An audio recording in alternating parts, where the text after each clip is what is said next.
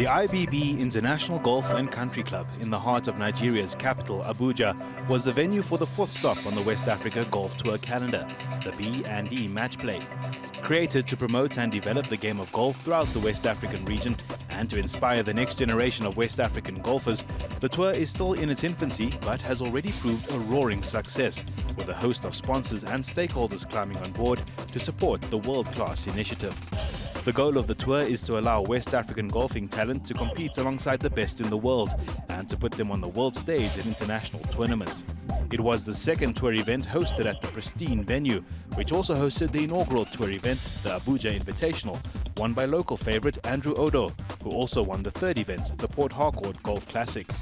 Newly appointed tournament director Graham Webster was at the helm for his first event on the tour, and he used all his experience from his time on the Sunshine Tour to ensure that the B&E Match Play was a complete success. I've been appointed the tournament director of West Africa Golf Tour. I actually referee on Sunshine Tour, I referee at, and tournament direct for the PGA at some of their events. And Emeka Okata, when he was forming this tour, came to South Africa, met me and asked me if I'd be interested in coming to Nigeria to be the tournament director for their new tour that they were starting. I came out in October last year to have a look and discuss further, and this is my first event. There are, on most tours have a match play event, and the difference with the match play event is that it's head-to-head, it's one player against another player. If the player gets knocked out, that's it, he's on his way home. Stroke play, if the player has a bad round in the first round, he's got 3 rounds to actually catch up and try and recover, from his bad shots and his bad score. So if he's 3 over par for the first round and he has three rounds of 3 under par, he's back under par. You don't get that in match play. In match play, if you have a bad round, you're out, and you can get a good golfer has a mediocre round, level par or something like that, and a wild card that you wouldn't think would beat the top golfer, gets through because he happens to shoot 1 under par. So the good player's out. It's how you play on the day, and that's the end. At the end of the day, there's one winner. The whole idea of West African Golf Tour is not for personal benefit to him. It is a way of encouraging golfers in Nigeria, and more especially the professionals, to be recognized, to see themselves as people who could compete with any other group in any part of the world. It is a game that will entice the Nigerian and West African golfers to compete with the European golfers, the American days or that, and so on. And so he has done very well. I know also that the Nigerian PGA is also doing well, but the tour, the West African Golf Tour, which Emeka introduced, has done so well. Just lastly, to see the West Africa Golf Tour here at your club for the B&E Match Play must be great as well, to see these golfers coming here. Yes, IBB is known worldwide, and to see that the tour, West African Golf Tour, is playing here is a greater boost to the image and standard of the club. If nothing, it will make the club owners to improve the standard, the infrastructure, the whole arrangement in the golf to meet international standard, because the tour is taking place here. That's what happened in Port Harcourt's golf club, because we took the tour to Port Harcourt. The club owners started improving different standards, different structures in the club. The same thing happened to Elara Moke in Ondo State. So to play it here, to bring the game here, means a lot to the club. It boosts the image of the club. It puts the club in the world map. It makes people recognize and know the club. And so to bring the tour to IBB, I think is a great honor. It's a great thing, boost to the image of IBB.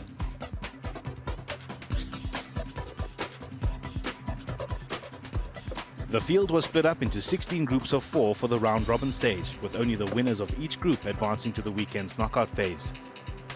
One of the first major upsets of the week was the elimination of Kingsley Oparaku, winner of the second tour event, the Smoking Hills Invitational in Ondo. Oparaku failed to make it out of the Charles Farrar group, which in the end was won by Godwin Sai. Aside from Oparaku, though, all of the big names in the field advanced as expected. Taking their place in the weekend's knockout rounds were the household names in West African golf, such as Amos Kobla, Andrew Odo and Vincent Toga. They were joined in the knockouts by a number of young up-and-coming players, illustrating the rising quality on show on the tour.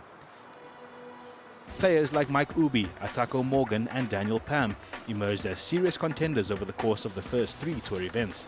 They are amongst a batch of players hoping to raise the profile of West African golf through their achievements on the course and have contributed considerably to the remarkable growth of the tour. News of the tour's success has already spread to the far reaches of the globe, and the tour has begun to attract players from the PGA, European and Sunshine tours. One of those players is Joshua Steele. Originally from Pretoria, but now calling Orlando, Florida his home, Steele comes from fine golfing stock. His father has coached several PGA Tour stars. Steele is eligible to compete in the Sunshine, Asian and European tours, but in a mark of just how far the West Africa Golf Tour has come in such a short space of time, Steele and many others just like him have been testing their mettle on the finest courses in Nigeria. I did some research on big events in Africa as the continent itself, with the Opens, Cameroon, Ghana, such as, and came across this tour and I saw the money's pretty good, and I sent an email and I got an invite for this week's event. Being in Nigeria's been pretty good. As a lot of people already know, I've just been golf coursing it and hotel back and forth, but golf course is pretty good. It's a good test. It's tight. It's long when it's wet, as it is now, and it's a good test of golf, I think, for any person out there. I'm a very routine guy. My dad has coached Matt Kuchar for the last 15 years on the PGA Tour, and he's always taught me it's procedure and the same routine. I've been eating the same food every night. I've been listening to the same music every day. Today, actually, I changed it up a little bit with the songs. Maybe that has something to do with it, but no, I keep routine. I listen to various amounts of songs. I listen to deep house music, a couple rap songs, stuff that motivates me in the lyrics. But yeah, it's pretty much routine, everything that I do. The West Africa Golf Tour, for the remaining events of the year, I'd like to get a couple victories, get a couple top 5s, and try to work my way up in the order of merit, as I haven't. This is my first event of the year for this tour, so I am behind on the order of merit and points and such as, but I'll be working my butt off to get to the top. The last 16 draw offered up a number of intriguing pairings, but ultimately the majority of matches went according to form and expectations. One of those that didn't, though, was Gabriel Joseph's match against Elisha Marcus. Joseph hadn't earned a single order of merit point in any of the first 3 tour events, while rising star Marcus had impressed, picking up 545 points. But their last 16 meetings saw Joseph emerge the comfortable victor, and he advanced to a quarter-final against one of the tournament favourites, Andrew Odo, who defeated Francis Isuku. Joining Odo in the last 8 were his fellow favourites Vincent Toga and Amos Kobla. The duo safely secured their places in the quarters with dominant wins in the last 16 over Udom Sater and Emmanuel Agon respectively. All 3 were paired with relative rookies in the round of 8, with Odo facing Joseph, Toga taking on Daniel Pam, and Kobla up against Mike Ubi. Kingsley Oparaku's conqueror Godwin Sai fell to elimination against Atako Morgan. Mark Joseph put in a brilliant performance to advance at the expense of Liman Muhammad Yahya. After the break, we recap the quarterfinals and highlight another big upset of the B&E match play, as Daniel Pam eliminated one of the tournament favourites.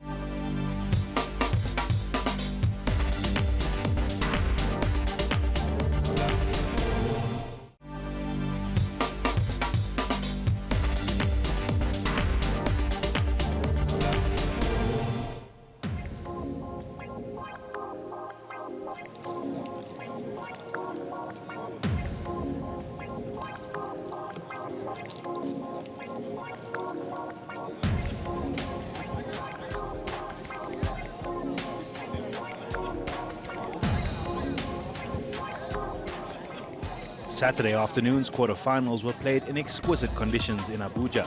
The sun shone brightly and a gentle breeze swept across the course, keeping the players, officials and spectators cool. On the course though, things were certainly hotting up. The match-play format was truly proving a leveler, with the second major shock of the tournament coming in the quarter-final pairs. Daniel Pam and Vincent Toga faced off in a David versus Goliath matchup, and it was Pam who brought the giant to his knees with a convincing victory that shocked everyone at IBB. Pam was 2 up after 9, 3 up after 13, and sealed his quarter-final upset victory when he moved to an unassailable lead of 3 up after 16, confirming Toga's elimination. Coming up against one of the tournament favourites would ordinarily prove a hindrance, but Pam instead chose to embrace his status as the underdog in the tie and allowed himself to take the pressure off. His relaxed attitude proved the key as he went on to claim a fantastic victory against the odds. Toga, for his part, admitted that he gave everything on the course, but that it was just one of those days where he was beaten by the better player. The Ghanaian number 1 enjoyed the pressure of the match-play format despite ending up on the wrong side of the result. It came as a surprise that you could actually knock out one of the major tournament favorites in Vincent Toga here. How was that game for you? Yeah, I think playing with him, I feel more relaxed out of the matches I played. When I met him, and I feel relaxed. He is the player that I was so relaxed to play with. Yeah, and I'm so happy to beat him as the Ghana number 1. Yeah, so. Now here's the interesting thing. After speaking to Vincent Toga, he said your potting was absolutely amazing. Tell us about that. Yeah, my potting, that's one of my weapons. Yeah, that is it. So if it's potting, definitely I'm doing well in potting. Came as a surprise to most of your fans who see you as favorites in this competition to actually not make it into the semi-finals. Yeah, just unfortunate that I didn't make it to the semi-finals. I played very well this afternoon, just that the guy was patting so well that I couldn't stand the pressure from him, and he deserved to go forward for the next round. Does the format of the competition have anything to do with the pressure? Yeah, it is, because this game is a pressure game because it's called a match play, and any mistake you make goes against you. There's no stroke behind it. You just have to win every hole that you can win. If not, you can't continue the game. So it's a game that you need to win. It's all about winning. So if you don't win your game, you're out.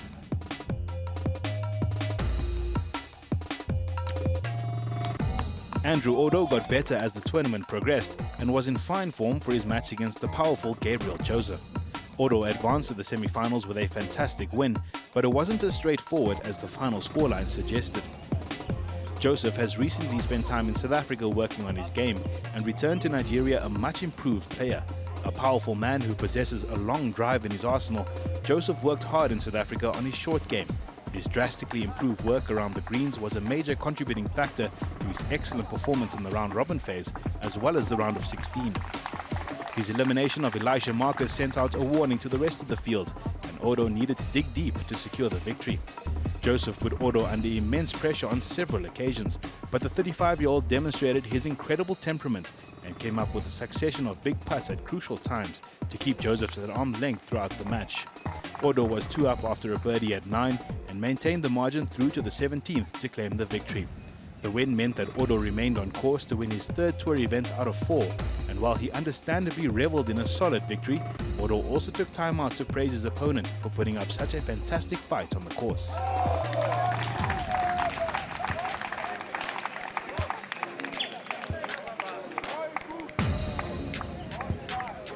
Great momentum you built from the start of this competition, and it looks as though you want to clinch this one again just like you did in Port Harcourt. Yes, that's the goal every week. I mean, it's like I always say, it's you finish second, you're actually the first loser. So for me, it's about winning. You know, so you need to just keep growing with that mentality and all. But look, whatever comes, I take for sure. I'm not going to kill myself if I don't win. You know, but I'm always going to give it my best shot to get to the top. You know, so that's the goal for the week. Playing hard, and hopefully it will happen before the week runs out. To a lot of your fans, this is the best golf they have seen Andrew Odo play. Do you agree with that?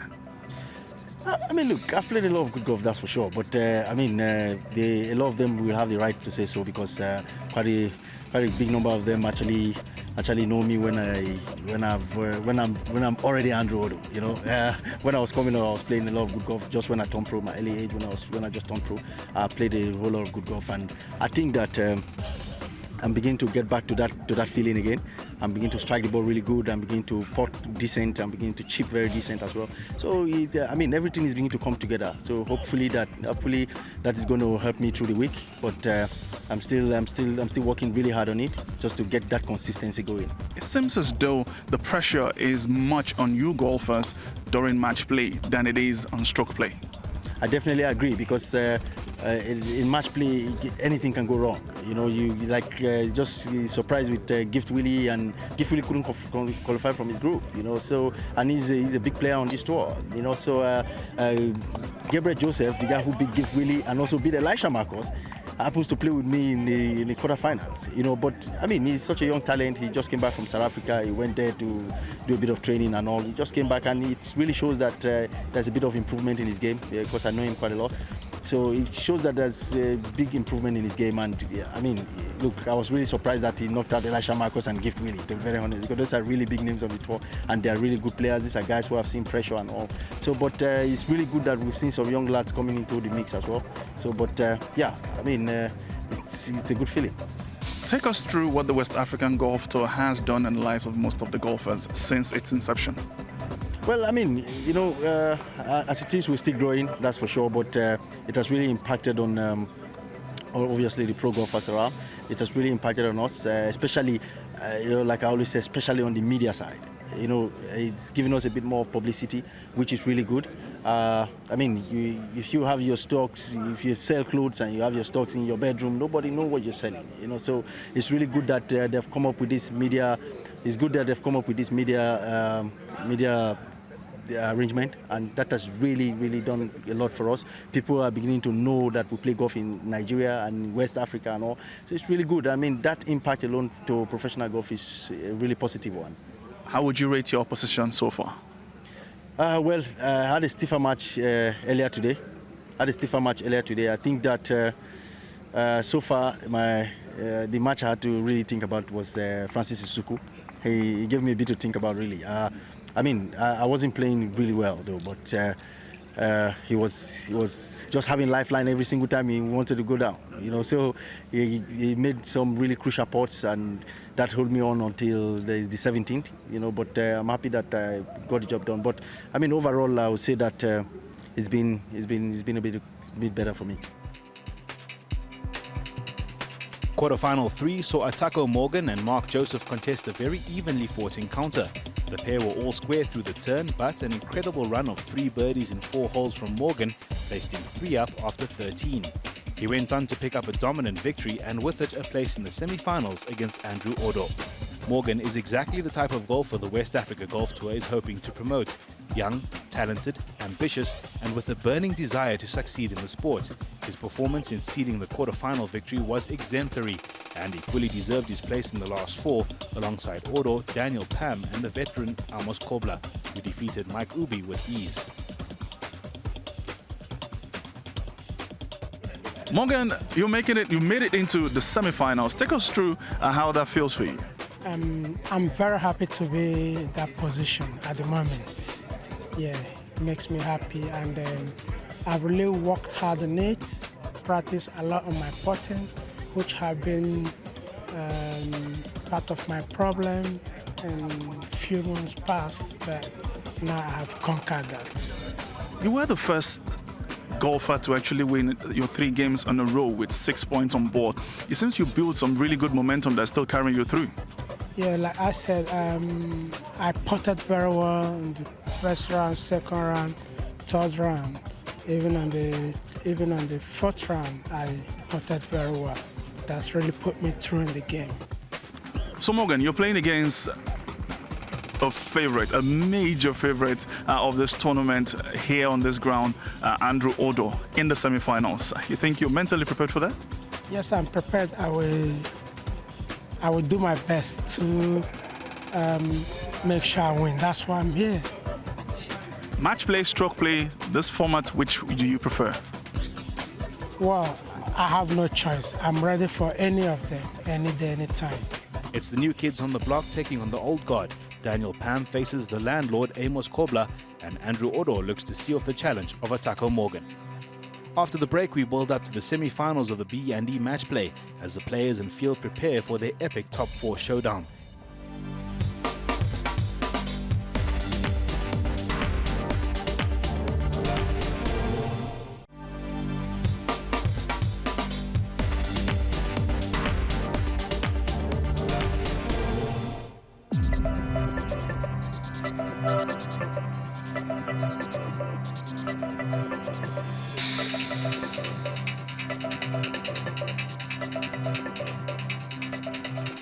The West Africa Golf Tour is dedicated to expanding the game of golf across the nations of West Africa, enhancing players' experience of the sport and attracting international interest in the various host countries to the common passion of the sport of golf.